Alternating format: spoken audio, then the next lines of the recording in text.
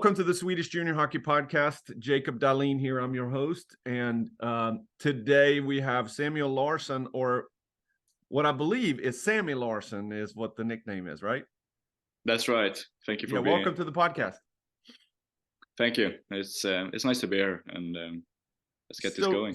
Yeah, so I got introduced to you through Mike McCarthy, who runs Future Stars Academy. We'll talk a little bit about that camp, not because he gave me the plug here, but because we've had several players that are playing in here in the U.S. or in the juniors over here, and it's a little bit of a common thread of players that have come through that system or that camp to find over here. So, but why don't we start a little bit? Who's Samuel Larsson? Yeah, who's me? Yeah, I'm 19 years old. I'm an 04. This is my first year playing in the United States, and yeah, we got a dog here as well saying hello. That's awesome. Yeah, it's my first year playing in the United States, 23-24 season.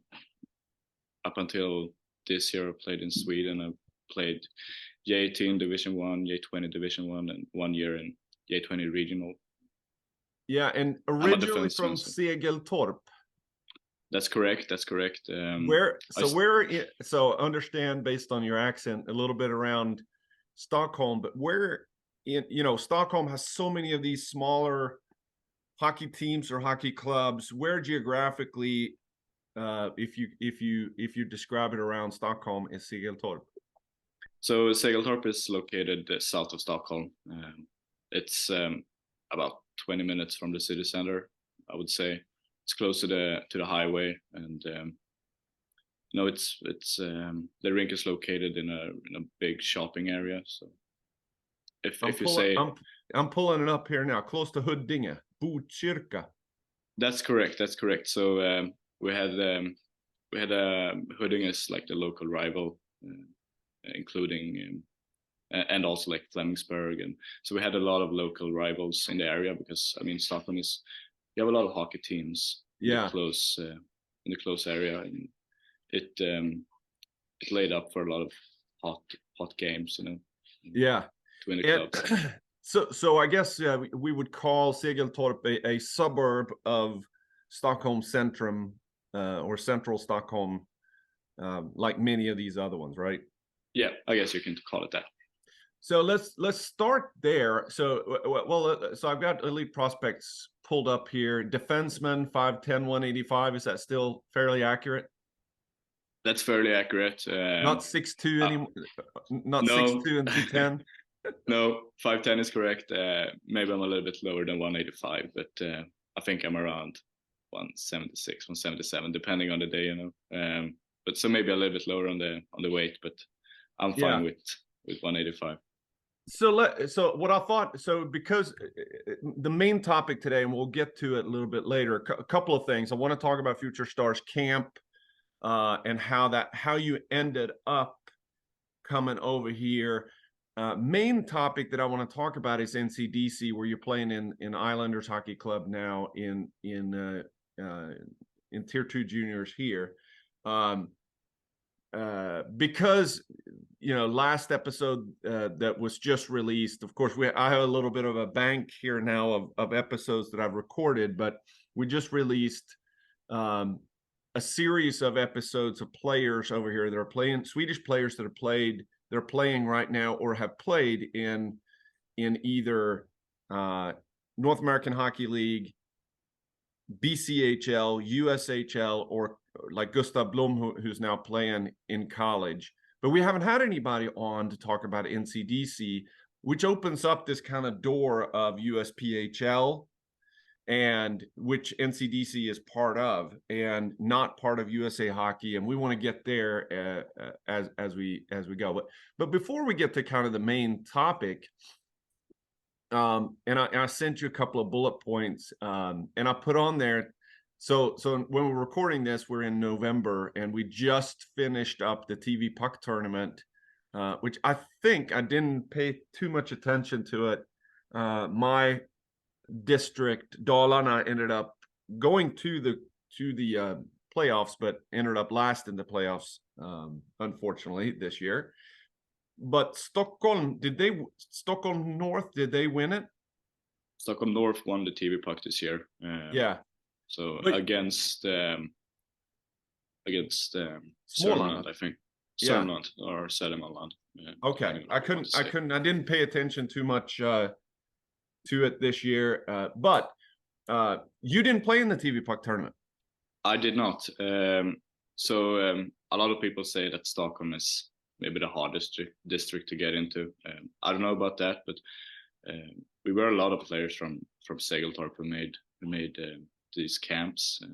The 04 group in Segeltorp was probably one of the best groups we've ever had, and I think we were 7 or 8 players, maybe even 9, who came to the last camp before the TV puck, and that was as many as Djurgården has, which is the main club in southern Stockholm. So I made the last camp, but then I got cut. So I didn't play the TV puck. So, and the reason I go there to start off with is, you know, a lot of people think, oh, I have to make the TV puck tournament for the district, and if I don't, then you know, life is over. My hockey career is over. But yours is not. You're still playing. So, which, right. You know, we've had some other players on here on the podcast that proves the point that it isn't over, and I think it's an important point. And it is very, very tough competition as well. So how did that affect you? Because I would imagine right about the same time as when you start looking at hockey gymnasiums and where am I going to go? Am I going to go somewhere else, or am I going to stick around home? And I'm looking at you played in Segeltorp, you stayed in Segeltorp through juniors, and then we'll talk about moving to Nacka the last season there. But how did that affect you not making this TV puck tournament in your choices? I think like when I got cut, I was disappointed. Of course, that's always the case. But you know, it was a long time ago, so most of it I don't remember. I don't think about. Other than that, I was pretty clear all throughout it was my U16 year. So the next year would be my first year in hockey gymnasium or high school or whatever you want to call it. And it was pretty clear all that season that I maybe didn't want to go to a hockey gymnasium. I wanted to go to a normal school, which is a little bit unique in Stockholm, right? It is. There's not. So if you lived in Skövde, they have a LIU. So if you're gonna if you're playing hockey and you go in a gymnasium, you're probably gonna go in the hockey gymnasium. But in Stockholm is a little bit different, right? That is correct. Like Stockholm has a lot of high schools all around the area. You can choose whatever you like. You have so many possibilities to choose from. It's you have maybe too many schools to choose between. So I chose one in the city center, which I liked very much. I liked the teachers and I liked the area, the school itself. So I don't really think that the TV puck affected me that much, to be honest with you.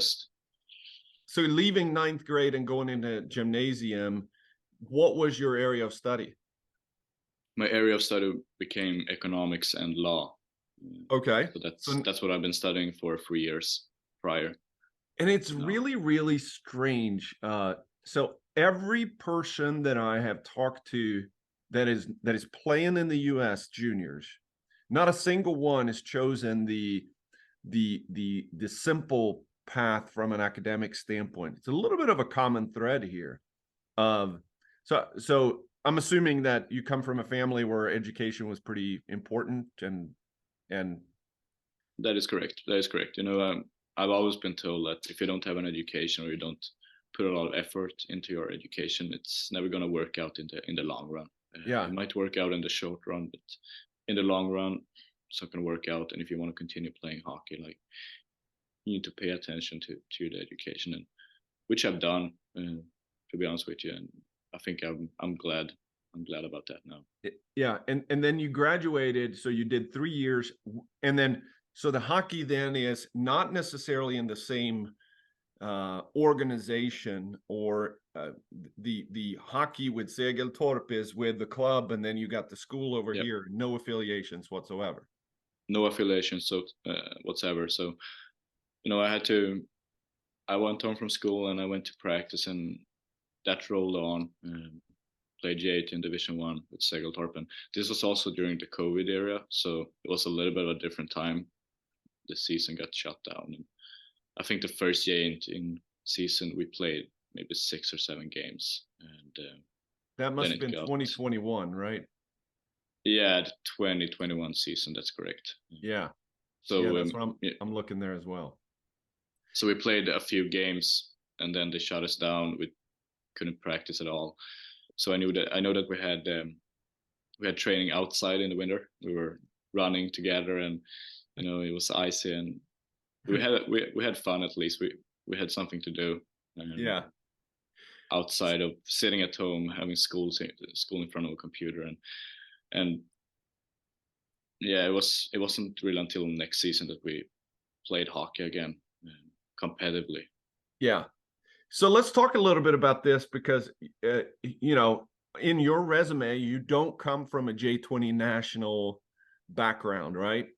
And so let's talk about this for those who may not know that in Sweden, in juniors, so if you look at J18, there is no J18 national, but you have Division 1 and you have region. That's and correct. Then on the J20 side, you have Division 1, you have region, and then you have national. It used to be called super elite, elite, and I guess Division 1's always been called Division 1. Division 1's always been called Division 1. Yeah. I don't know exactly why they changed it,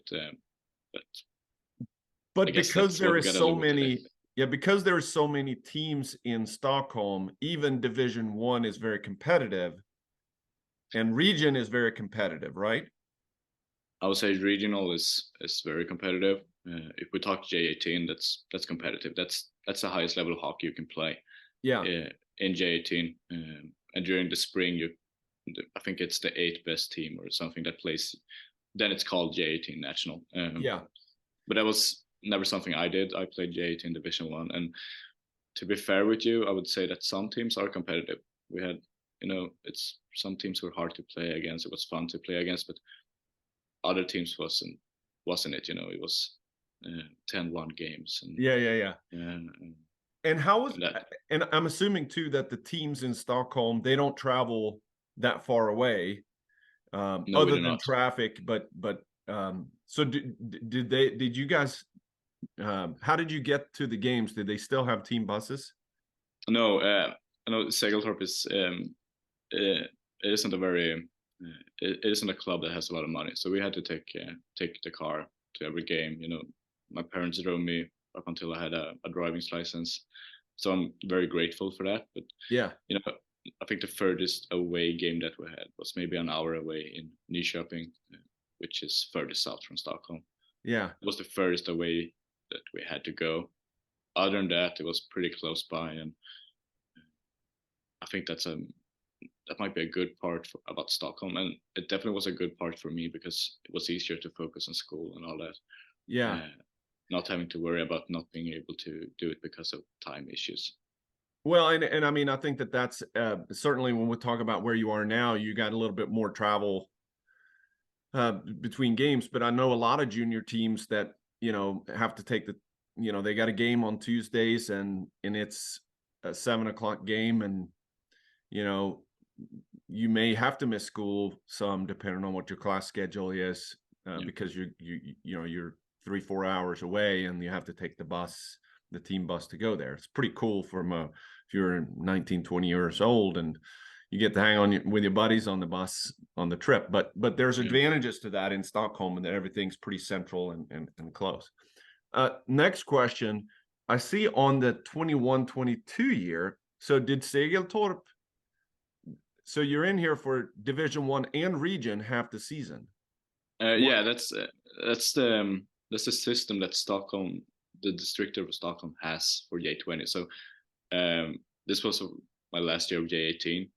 I was was the captain of our J18 team, and it went well. And I played with J20 alongside J18, so I had a lot of hockey going around, and it was a lot of hours spent in the rink. But I loved it every day. And so the system Stockholm has, the district, is that the best team of Division 1, or at least they had it this year, the best team out of 3 groups in Division 1 was directly qualified for J20 regional during the spring. So J20 regional after Christmas, or maybe a little bit before Christmas, but in the second half of the season at least. Yeah. So the system is that the 2 last place teams in J20 regional are relegated automatically to something called J20 All-Ettan, which is the best teams of Division 1 and these 2 teams from regional. So then they have the best Division 1 teams is promoted to J20 regional, and the 2 other first placers in Division 1 battle it out in a best of 3 series to take the last spot. Yeah. So I know that Segeltorp, we were going down to Gotland, which is it's an island. You had to take a boat there, and just before we got on the boat, we had another game going on in the other group, and if one of those teams won, we would be secured for a spot.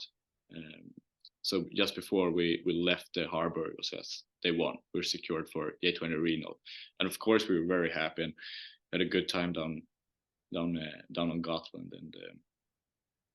And we came back and we were playing J20 regional with Segeltorp, which was a big accomplishment. It was the first time I think Segeltorp had a junior team in regional, or we were close actually. My U16 year, when this was the first year that we had J18, it was the 2021 season, or no, 1920 season, and we went to the last step before regional, J18 regional with J18 team, but then COVID closed us down. So 21-22 was the first season Segeltorp had junior teams in the second division. Yeah, and that's a little bit different. So in Sweden you have north, south, east, west, and some teams. I'm looking at so J20 region south as an example. They have 12 teams in J20 region, and after Christmas the top 6 moves on and the bottom 6 stays, and it's different in every region. Last year they had 11 teams, and if I pulled up J20 region in west, it may be different than east and the north. So they come up with these little different rules. They're set in the beginning of the season. Everybody knows how it is, and there's reasons behind it. But I think the main thing is the ability to advance up and to be relegated down. Yeah, I think it's interesting to have that, and I think it's good to have it, especially for the Division 1 teams that, we have something to strive for, and we're gonna get there.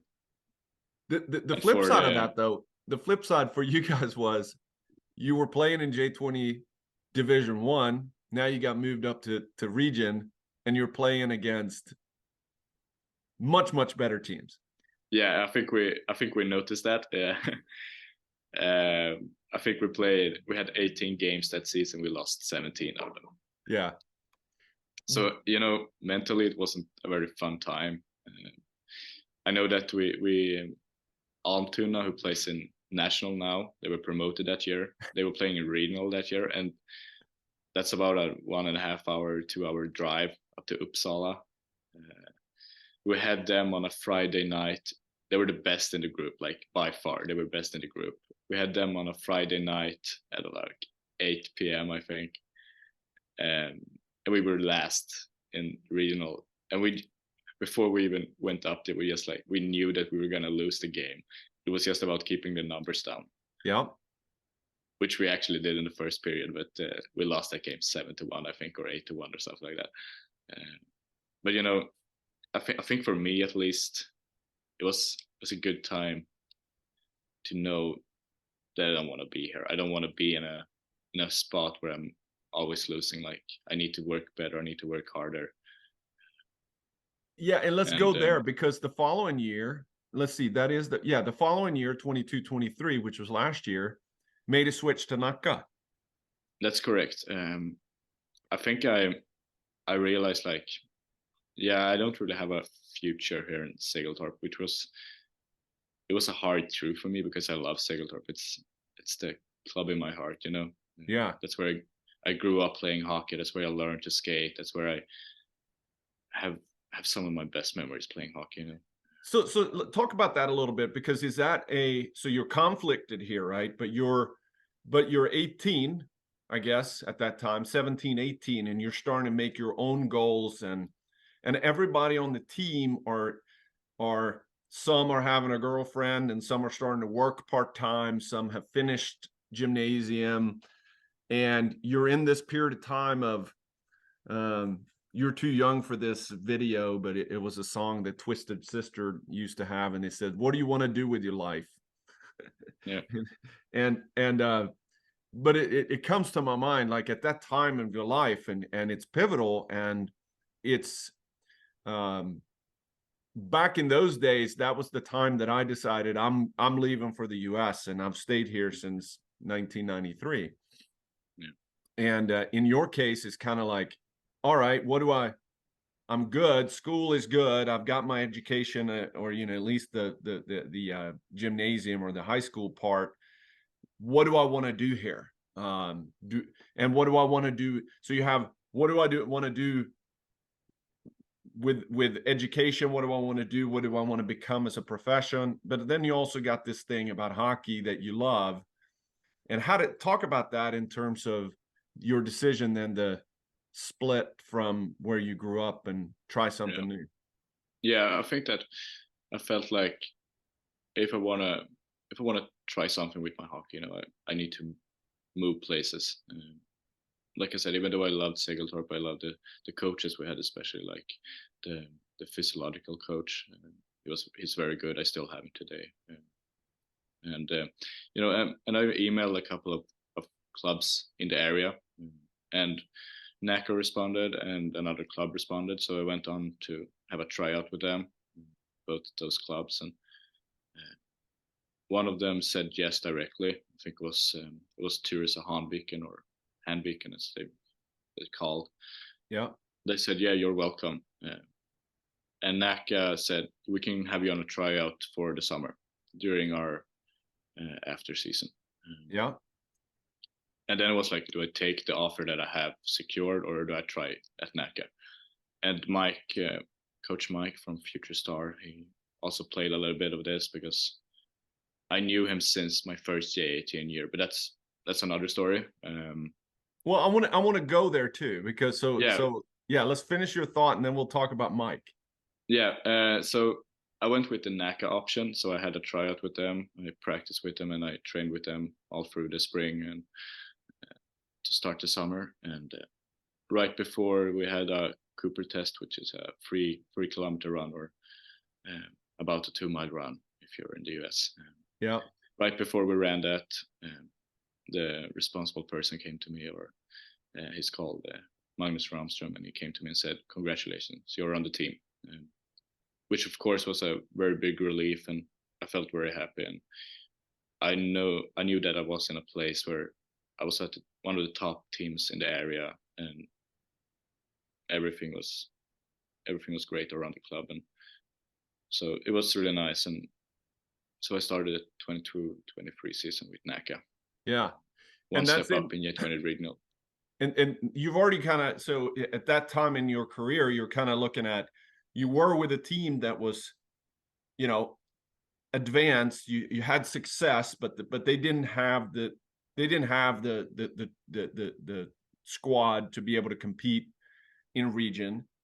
But now you are moving on to a team that has the squad to be able to compete in that level. It's established, bigger organization, more structure, probably, right? Maybe a little bit. NACA is also a club that, from what I know, doesn't have a lot of money, you know. So we make good use of what we have.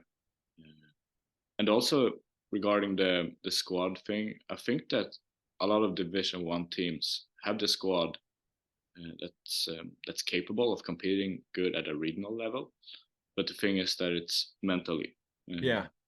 some of the players I know in Segeltorp, they said, I don't want to play here. Like, I don't want to play in regional. It's too much work, or so to say. So what do you think that is? Why is that? Because it is what it is, right? It's just different in their approach. Yeah, that's the main thing. I think it's a different approach. We had a lot of players in Segeltorp that were like, yeah, we want to compete here, we want to do our best. But if you have a few players that say, I don't want to do this, this is too much work, and doesn't go 100% in practice, or doesn't show up the way you think they should show up, yep, it affects the whole team. Yeah, and it's what I always refer to as commitment. And if you have a committed individual, committed team, committed to the process and to the goals, you can achieve a lot more. And some players have different commitments, and they may be more committed to their job. They may be more committed to their relationship that they have, and it's really that time of a young person's age. It's a fighting struggle between, and you have the natural thing. Hockey's hard, getting up and practicing, and it's not just going out there playing games, and there is a different level of commitment that is required to compete in region versus Division 1, no doubt. Yeah, that is correct. So I went to Nacka then, and first time I got my own locker room, my own stall. We didn't have that in Segeltorp, so it was a little bit of a special time for me. It was, I don't know, I felt like I was in the right place. Yeah, that's awesome. And at that time, so parallel that to academics, had you already finished gymnasium, or is that your last year at gymnasium? Last year. But that worked out really well. Nacka was actually closer to my school than Segeltorp was, or at least it was easier to commute there. The bus stopped right outside my school, and that went all the way out to Nacka, which is east from Stockholm. And it stopped like just outside of the rink. So a lot of days I brought my hockey stuff with me, or like the stuff I needed for practice. I took them to school, and then I took the books and computer with me. And I was sitting at the rink doing the studying that I had to do. Yeah. So it worked out fine. All right. Well, let's switch over to Mike here. So because it has a direct correlation to how you ended up in the U.S. Talk about how. So had you gone? For those who don't know Mike, how would you introduce Mike to those who don't know? How would I introduce Mike? That's a good question. I think he's a coach. He's originally a goalie coach, I think, from the US, who's moved to Sweden a couple of Worked years with ago. Björn Budeling with That's BB correct. Goalie Academy. Yeah, which is another goalie coach, and he's responsible for a showcase in Sweden called Future Star Academy Showcase, which is in the spring after the season ended. And he has a lot of connections in the hockey world, and he's a fair guy. He has strong opinions, and he's not afraid to let people know about him. And I think that's a good thing. He's directly with what he says, and yeah. So how did you get introduced to him? Yeah, this is a very strange story. And it's gonna go back to my first year in Segeltorp J18. We had a goalie there who was part of BB Goalie Academy, and they had practices up in Väsby, which is north of Stockholm. It's about a 45-minute drive from where I lived. And one day, or when they had practice, he said that he was coming, but he said it too late, so they didn't have enough shooters for the goalie practice. So Mike told him, yeah, you need to bring a shooter from your team, which would be like a one-time thing, because the shooters up there were regional players, and they were really good players. And I came from J18 Division 1. I didn't have a good resume by any means. And so he asked me, do you want to come? And I said, why not? I'll come. So I went up to to this rink north of Stockholm and had a shooters practice. And afterwards, Mike came to me and said, "We're doing this again in 2 weeks. You're welcome again. I'll text you." And that's the way it is essentially. So I went up every 2 weeks, every Saturday night. It was between like 8 and 10, maybe a little bit more than that, maybe 7 to 10 every Saturday night, every 2 weeks. So it was a big commitment going up there, but I loved it. I had a great time, and I met a lot of great people, and I played with a lot of great people up there as well. I wasn't necessarily the best player out there by any means. There were a lot of better players out there, but I don't know. I guess Mike liked what he saw, and I was able to come back, and I did that for 2 years during COVID, and my second year in J18 Division 1 with Segeltorp, and we kept in touch. I went to the showcase, and that's the way it is. Yeah. So was he the one who then got you interested in coming over here to the US? Maybe a little bit. I know that. Or was it the group that, I mean, there's a lot of people in his group that are kind of drawn to that, right? So I guess the chat in the locker room is, "Hey, I'm going to play NAL, or I'm going to go play USHL, or I'm going to go play NCDC."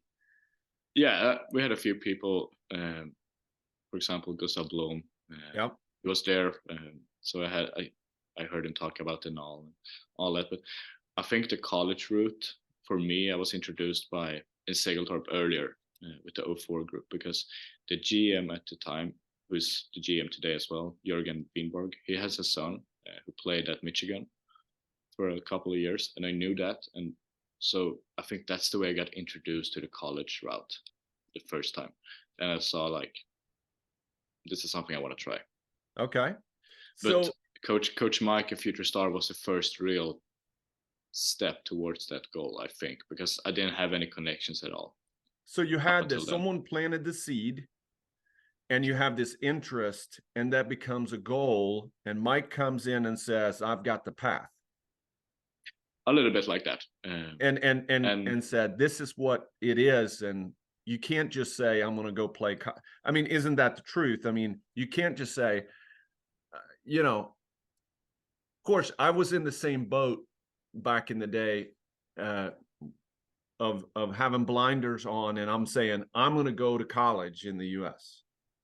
Yeah. Right. And on the other hand, when you peel the layers of the onion a little bit, you can't just go and do that. You have to be in a position to open up. You can't just say, "Oh, I'm going to go from here to here," and that's just the way it is. There's a lot of steps to it. So how did he explain those steps to you? He said that, a lot of players, they hire agents or advisors to get over to the States, and he said that's just unnecessary, mainly because it's a commitment regarding money, and it costs a lot of money, and it doesn't necessarily mean that you get a spot anywhere. And I think I didn't know at all how to get over.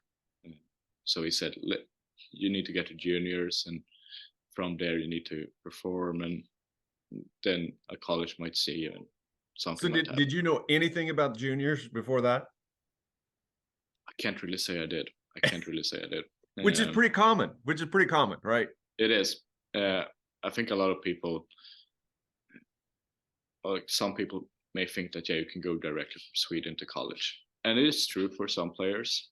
Some players go from, and that is from J20 national most often. They go directly from Sweden to the US, but this is uncommon. And not a lot of players do it. And even the ones that are recruited and have a college commitment from J20 national, the college teams will say, "I want you to play at least 1 year in the USHL or something." I mean, if you look at a good example of that is Dubuque Saints, which has its Swedish GM, Kalle Larsson, who recruits Swedish players all the time. But a common thing, if you go to Elite Prospects and pull up the Swedish players in the last few years have played in Dubuque, when you then pull up their Elite Prospects profile, these guys are Swedish national team type players that are going straight over there. But that doesn't mean that there aren't, you have different levels of college. Yes, playing in Michigan is a little bit different than most places, Yeah, right? of course. If you're going in Michigan, you may be playing in the NHL within a next few years, Yeah. Yeah.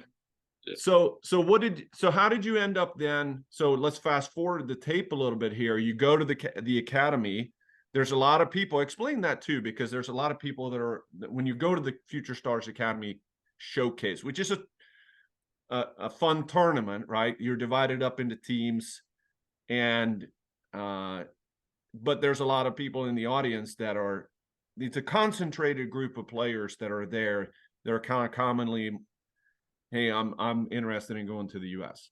Yeah, that is true. I think I've been to 3 showcases. I was the first J18 year, my second year, and this last year. Maybe the first one was a little bit unnecessary, but I got a hang of it. I knew what was going around it and how it worked out. So we have different teams. I think we're 5 teams, 6 teams maybe.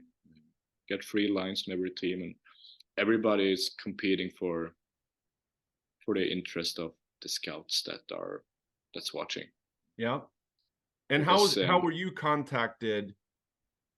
And what was the buzz in the locker room of people that were getting interests? I don't think we talked about it too much in the locker rooms. We knew that a lot of people were like, they were going away to talk to scouts or to talk to people. We knew it, and I don't know, but we didn't really talk about it too much. We just said, yeah, who was that, or something like that. But you Might be just also a know in that tournament who the players are. I mean, you know who the top dog is, and you know that they get more interest than the person that is new. Yeah, that is true, and you just have to accept that. The only thing you can do to change that, it's just perform your best and see what's gonna happen. Yeah, that's the only thing you can change. So how did you get? Did you talk to a lot of different organizations, or how did you end up with Islanders? So the first year of the showcase, I only talked to 1 team in the Eastern Hockey League. Second year, I talked to a few more teams. I did not talk to the Islanders. And this third year, I talked to maybe 8 or 9 teams, which was mostly in the USPHL Premier. Yeah. And about a few days after the showcase, that's also the thing. Like a lot of people like me, they don't get offers until a few days after the showcase. Yeah. So the Islanders or Mike sent me a text like, yeah, this coach wants to talk to you. So he sent me the number to Coach Kirkostas here at the Islanders, and we had a talk, and he offered me NCDC spot. I thought about it for a few days. It's a big commitment. I was waiting to see if anybody else would text me, but like Coach Mike said, like it's he texted you almost right after he started watching, so that's a good sign. So I took the offer, and I went over. And the funny thing is that all this comes back to the coincidence that my goalie in Segeltorp J18, he texted late that he was coming to our practice, and it's a little bit how I got where I am today. It's serendipity, and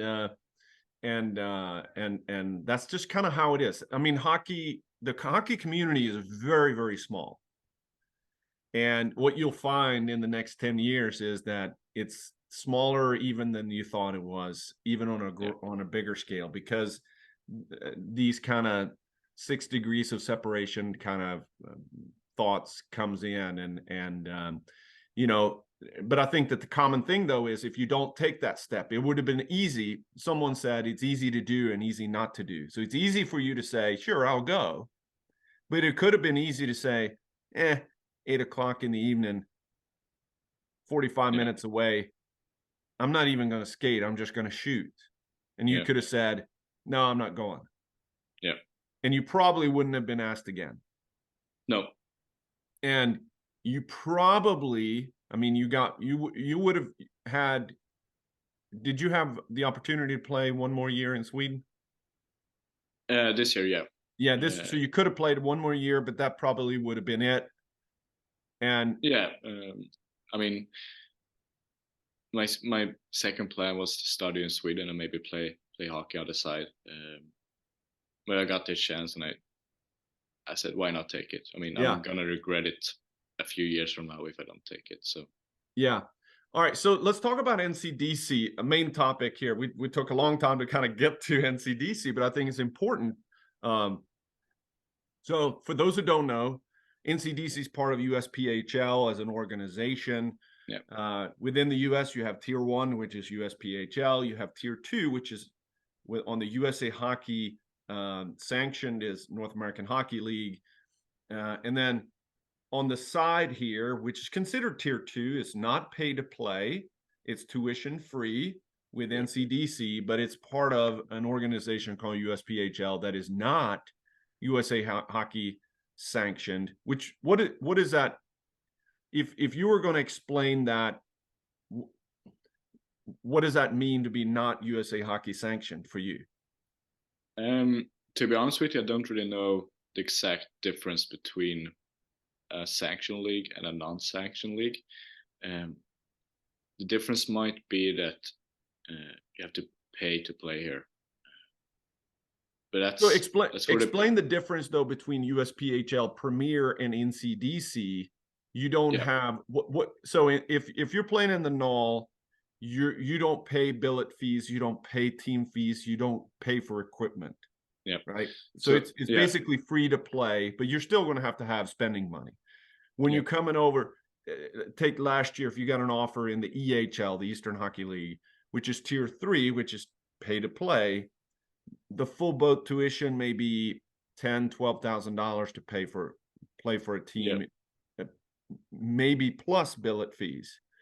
yeah, In the USPH, which is kind of how it is on the USPHL Premier side and yeah, Elite. So you have USPHL Elite, which is the bottom, Premier, and then NCDC, which is the top. yeah. But there's a big difference in the cost between NCDC and USPHL Premier, correct? That's right. So I don't have to pay anything to play in the NCDC. The only thing I have to pay for is the billet fee. Yeah. What about Which is equipment? Which is different by team, I think. it's different for every team. We don't have to pay for any equipment. We got helmets, gloves, pants, and I mean, if we were to buy other equipment of that, of course, we need to pay it for ourselves. What about sticks? We actually have gotten some sticks, but we haven't received them yet. But we're Yeah. supposed to get some sticks. But I know that most of the guys, they're not gonna play with them because some people prefer one stick and some people prefer another stick. Yeah. So here's But we're kind of gonna how get some sticks. this is how I look at USA Hockey sanction. We're just there's protection, there's bureaucracy with USA Hockey, and there's when you're not USA Hockey sanction, teams can kind of do a little bit whatever they want to. So there's Yeah, a little bit less consistency. So you got to be careful with that. And not all organizations are created equal, so to speak. You have owners of these teams that they're not associations like Sweden. They're not run by boards. This is an owner that owns this team, who pays for the team, and they charge, for people to come and watch, and they have sponsors but they also charge a certain amount for players. And sometimes you have, an organization, and I'm not sure how it is with Islanders. Do they have their own USPHL team as well? we have we have the NCDC team, we have the Premier team, and we have an Elite team as well. So we have Elite three team. teams. But Premier and Elite are playing at a different location, so we don't. The only time we meet them is essentially if we take the bus together to away games if they're playing at the same place. Yeah. And you have sometimes, if you have ownership that may have, here's you have tuition payment, and some of that goes towards paying for this team as well. But pretty much everybody knows, but it could be a little bit of not all organizations are above board and do things right. The challenge can be for players that pay to play, and then there's no guarantee that they're going to get a spot. There's no guarantee they're going to get ice time, and let's say they leave, and then they have a hard time getting the money back because there's no body above them to be able to appeal to a certain degree. So you got to be careful in those instances. I think another difference between a USA Hockey sanctioned league and a non-sanctioned league is the insurance policy or insurance thing, because I have to pay for an international insurance. So all in all, playing NCDC, it isn't completely free because I have to pay for insurance.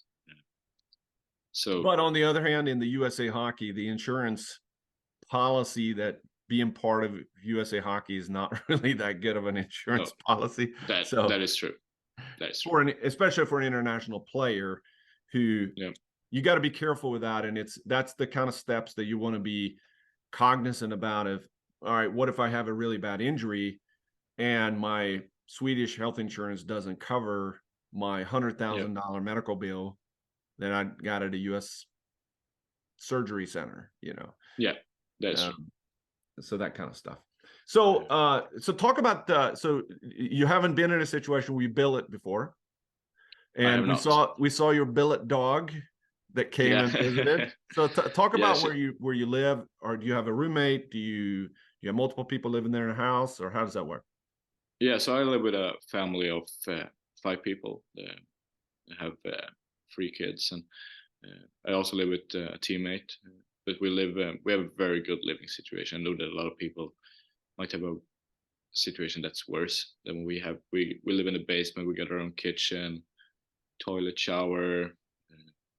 We're pretty self-sufficient in the basement. We got our own fridge, freezer, so we can cook our food, and we don't really need to be in the house. If you understand what I mean. Of course we are, because we're eating dinner together. And how is that? Yeah, how is that situation from not being in that situation in Sweden, living at home? I think it's of course it's a little bit different, of course. You're living in another family's house, but at the same time, with the situation that we have, me and my teammate, it is like we're living in an apartment, and we're having dinner with another family. Yeah. How's the relationship though? Because you have kids that are, and a family that is a hockey vested family. Yeah. How is that to be welcomed in? What was your first impression of the U.S. family welcoming you in? I mean, it was a good impression. I still think it's a good situation. We, of course, the first month and all that, it's a little bit of a honeymoon phase. Yeah, like every psychological and all that. So after that, you're gonna go for a period when it's gonna be a little bit harder, and you just have to accept that, because the differences might come up to the surface. Yeah.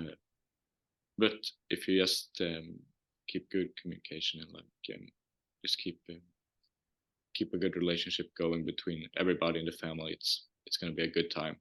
Yeah. And so far, I haven't had any problems, and I won't have any in the future. I'm pretty sure of. Do you have your own driver? How do you get to the rink and stuff? Do they take you, or do you have a car? So my teammate has a car, and that's the thing. They pair us up with people that has a car that can take us to and from the rink, and that's the thing with international players, because they know that we're not going to have a car here. Yeah, but there is another Swede, Max Lundgren, that is also part of the team. Yeah, we got 2 other Swedes on the team. It's me, Max Lundgren, and Albin Reinersson. Both of them are coming from the north of Sweden. Yeah, we're not living together, but it's fun to talk some Swedish and have a good time with the Swedish people in the locker room. Yeah, yeah. It feels a little bit more like home when you have a few Swedes on the team. Yeah. So let's round up and talk about NCDC and your experience now. It looked like that you've had a pretty good start so far in this season. Yeah, thank you. 16 games, 13 points, not too bad. Not too bad. As a And I think defenseman. as a defenseman, and I think that my role primarily has been a defensive D-man. So it's fun to score some points and all that. And I think that if people look at my elite prospects, they're gonna say that NCDC is a bad league because I think I had 2 points in 23 or 22 games in J20 regional. So I've never been a point scorer, but it's fun to do that. I think NCDC is. So the word got to me that there's nothing but positive words from your coach, and specifically about your hard work. So just want to say that.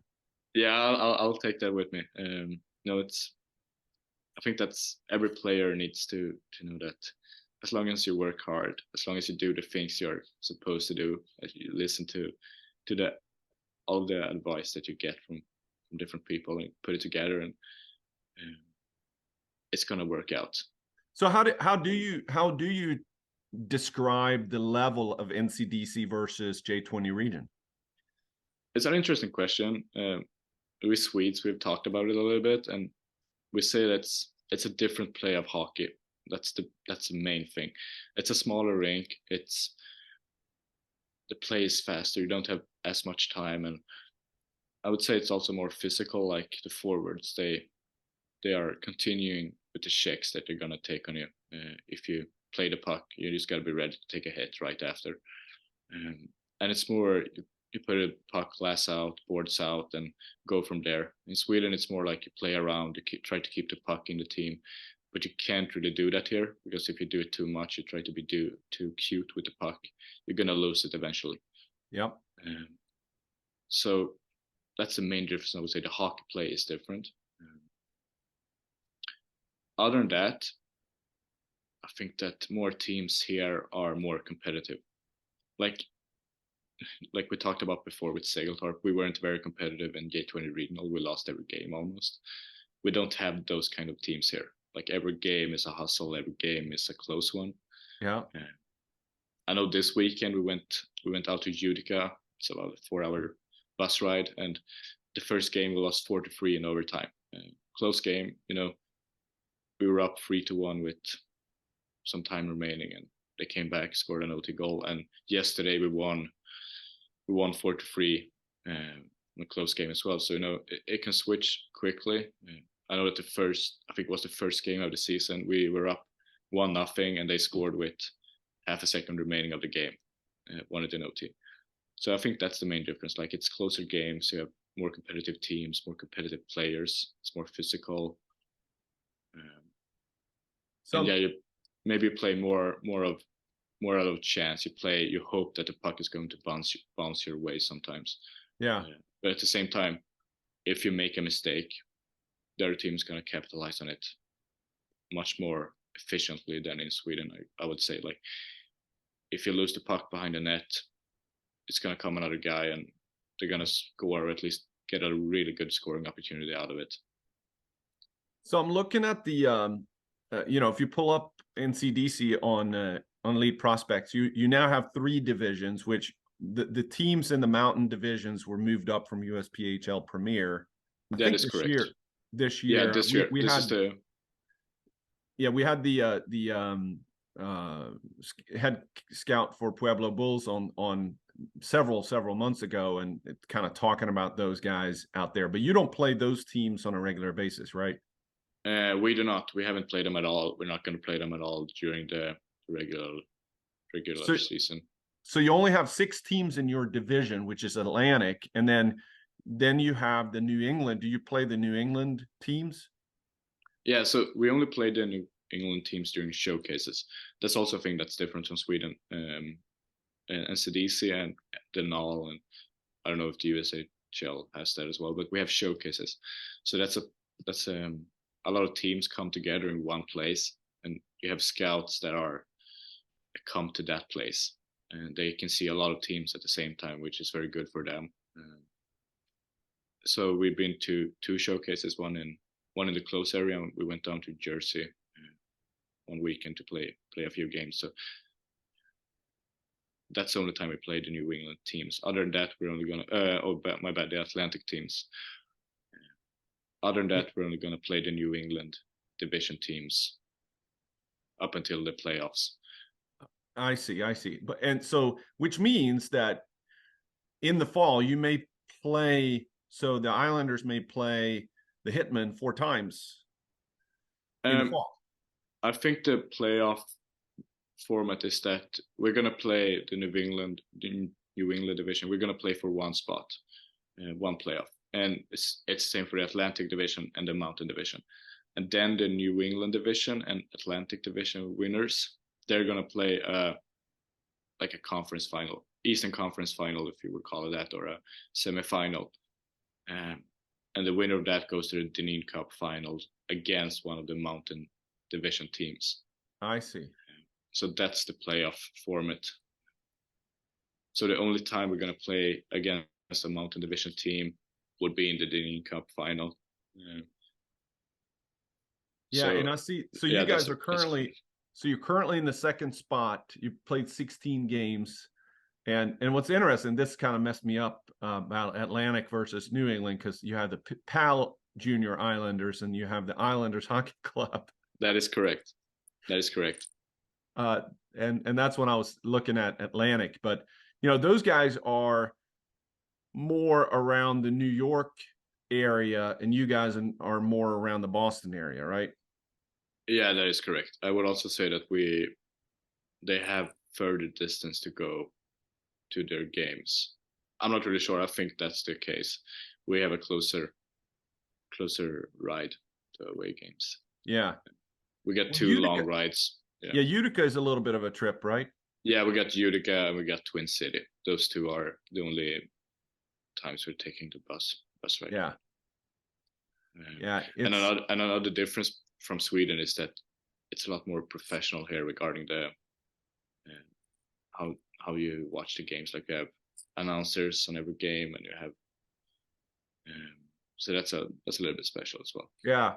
And so how's that been a little bit to being this? I know on the roster there's a lot of imports on that roster, but because there are interviews and after start of the game and that kind of stuff. How's it been being the Swede who's not necessarily sticking out? And if you met, so did you meet Kevin Marix Norén?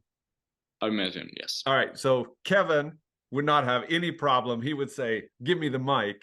Maybe you're a little bit different in the aspect of being in the limelight, being interviewed, and that kind of stuff. I wouldn't have a problem with it at all. I think it's a fun part of the game. It's fun to experience. But it's different. You didn't get that in Jägertorp or Nacka.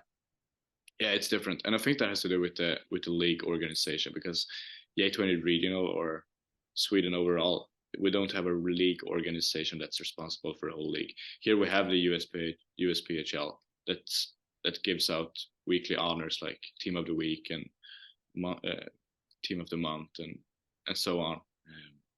That's a little bit special, but it's a fun time, and if you get that spotlight on you, you know that you've done something good.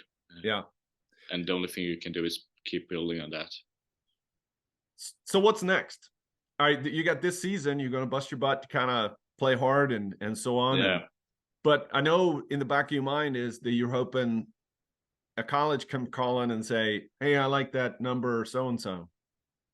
Yeah, of course. I mean, I see the college route as one of the best you can take. You get an education that's really good, and at the same time, you can play hockey at a really high level.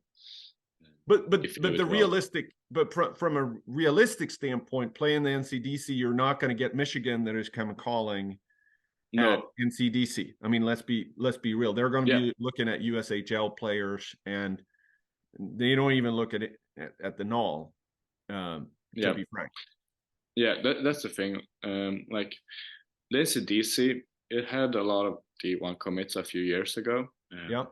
The last few years, we haven't had a lot of D1 commits coming out of NCDC. It's mostly D3. Yeah. But that goes a little bit from year to year, and who's playing and all that. So I think, of course, everybody's striving for a D1 commitment. Yep. It would be a lie to say that nobody does it, but you have to realize, like, maybe that train has left the station. You can always strive for a good D3 commitment. But how? So all right, for you, I mean, the eye of the needle is very narrow for D1 just in general. No matter no matter what league you're playing in, and so how does that make you in your future career plans on going to college in the U.S. versus going to college in Sweden, where it's free in Sweden, and college in the US, you could continue to play college hockey, which would be awesome, but you may have to pay part of the tuition. Unless you get some type of academic scholarship under the, it's an athletic scholarship, but it's listed as an academic scholarship. Of course. That's a big part you need to look into. D3, it isn't by any means free, but you can always seek scholarships from Sweden. If you just look at the right places, you can get the cost down quite good. And if you have a good talk with the team and the coach, they can also sort some things out, And I think that if you're looking at teams in the D3 like this, so SUNY Cortland, SUNY is State University of New York, Cortland, or Syracuse, or not sure. There's a bunch of state schools that are not necessarily the expensive private schools. That the hockey is really good, and it's not super expensive. It may be, it may not be, Michigan, but it's still a very good level of college hockey that you can experience. So I think my point here is that, it doesn't have to end. And I think that the challenge is going to be going back to Sweden. Yes, you can go to university, but playing Hockeyettan is tough. And to try to go to college and play in Hockeyettan is almost impossible. Now you could go and play in tough situation. You can play in Division 2 and Division 3 and go to university probably without a problem. But the level of commitment to be able to go and take college or university classes in Sweden and get a degree and focus on elite level hockey is very, very difficult because the system is not built that way. That's correct. So be able to do that. Gustav Blom is a good example. He's going to RIT now. They can't actually give scholarships from an athletic standpoint, but they have the academic side there as well. Yeah, that's the thing. If a team wants you, they're gonna sort some things out. They're gonna make sure that things work out the way you want them to work out. Or you could do like I did. I was lucky enough to get my green card through the lottery, which enabled me to work. So I paid my way through college out of pocket, but it was a lot of work. But it was fun. All right. Well, it's been fun to talk about. Last two things. So, we have a partnership with Target Aid, and you kind of mentioned it, the team in my heart, or organization in my heart, that we have. So the reason why we did this is really first year of doing this podcast. It was just kind of not really know where it's going, and then when the second year we said, well, how can we have a little bit more purpose behind it? And one of the common denominators of all the guests is that they're coming from a youth organization that, in your case, Segeltorp, that they're all very similar, and you have a lot of volunteers, and they do. What struck me is that there's a lot of fundraising for these small organizations, and they're selling cookies and hot dogs and toilet paper and whatever. And if we can help in any way to put people on the platform to be able to help with fundraising. So Target Aid is that platform.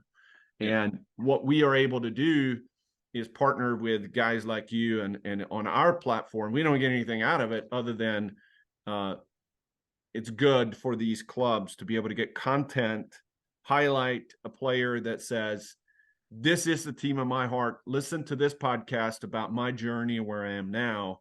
And hopefully that can inspire, and it can be talked about within the organization to Yep. then also help with fundraising. So which team is the team in your heart? It's got to be Segeltorp. Yeah, don't tell me CF. Nutcon now. You would get Yeah, ostracized. yeah.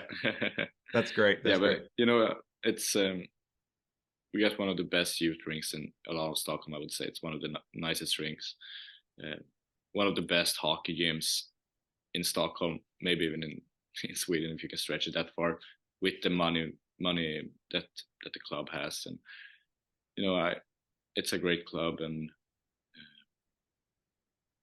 that's where I'm gonna spend more time when I come back home. That's awesome. That's awesome. So last question here is, if you met yourself, so you're 20 now, right? Or 19? 19 now. 19. So you met yourself 2 years earlier at 17. What would you tell yourself, that things you know now that you wish you knew back then? Things I know now that I wish I knew back then. That's a hard question. I think maybe it's like always try to work hard. Always try to do something extra on the ice. Maybe after practice, do some skating on your own. Do some drills on your own. Always try to do that extra thing that's gonna make you stand out from the rest of the team, rest of the players out there. Excellent. I always learned that. I've learned that if you do something for 2 minutes after practice every day, and you have a lot of practices throughout the year, those 2 minutes gonna turn into an hour, 2 hours, if you do them. Well, the universe have rewarded you when you took that opportunity to go to shooting practice, and see where you are now, and the experiences that you've had just this short period of time, and the relationships that you're building. It's life-changing, really. And I think I can certainly empathize with that too, in terms of when the opportunities are laid in front of you, take it.